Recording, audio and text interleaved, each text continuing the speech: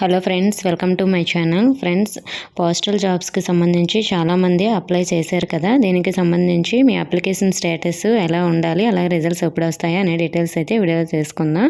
వీడియోని అయితే అక్కడ స్కిప్ చేయకుండా వినండి. ఫ్రెండ్స్, ఫస్ట్ అప్లికేషన్ స్టేటస్ తెలుసుకోవడం కోసం నేను డిస్క్రిప్షన్లో అయితే లింక్ అయితే ఇచ్చాను.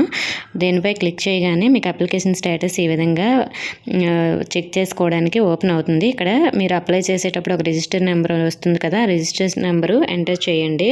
అది ఎంటర్ చేసిన తర్వాత మీరు ఏ మొబైల్ నెంబర్ ఇచ్చారో ఆ మొబైల్ నెంబరు ఎంటర్ చేయాలి. ఎంటర్ చేసిన తర్వాత కింద పక్కన మన క్యాప్చర్ ఒకటి ఉంది కదా, ఆ క్యాప్చర్ ఎంటర్ చేసి సబ్మిట్ చేస్తే మీకు అప్లికేషన్ స్టేటస్ అనేది వస్తుంది. ఆ స్టేటస్ ఎలా ఉండాలి అంటే ఇక్కడ రిజిస్ట్రేషన్ డీటెయిల్స్, అలాగే అప్లికేషన్ ఫాము, అలాగే choose performance, next print application అన్ని దగ్గరలో కూడా మీకు టిక్ మార్క్స్ అయితే ఉండాలి. అక్కడ ఏమైనా రాంగ్ మార్క్స్ అని ఇంటూ ఉంటే మాత్రం మీ అప్లికేషన్ అనేది రిజెక్ట్ చేసినట్లు.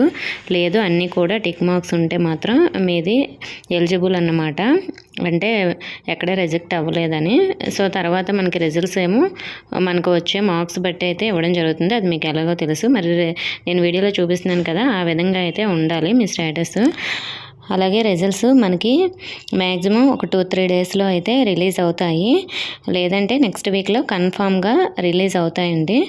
సో మరి రిజల్ట్స్ వచ్చిన వెంటనే నేను వీడియో అయితే చేస్తాను. అలాగే డిస్క్రిప్షన్లో కూడా అఫీషియల్ వెబ్సైట్ లింక్ అయితే ఇచ్చాను.